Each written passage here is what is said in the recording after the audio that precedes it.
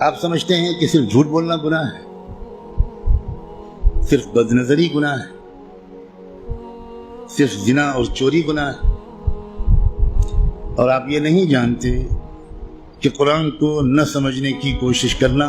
یا سمجھنے کی کوشش نہ کرنا یہ ان سارے گناہوں سے بڑا گناہ ہے۔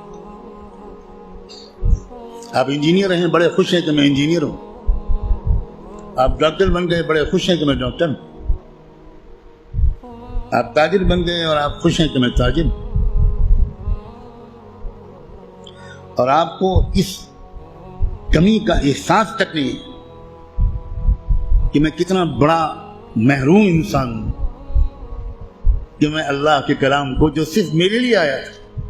وہ میں سمجھنے کی کوئی کوشش ہی نہیں کی میں۔ مسلمانوں کی اکثریت، غالب اکثریت، وہ جو 5 وقت کی نماز پڑھتے ہیں وہ بھی، جو روزہ رکھتے ہیں وہ بھی، جو اپنے کو دیندار سمجھتے ہیں وہ بھی، جو کچھ دینی کام بھی کرتے ہیں وہ بھی، اس بڑے گناہ میں تقریباً سب شریک ہیں کہ وہ قرآن مجید کو سمجھنے کی کوئی کوشش نہیں کرتے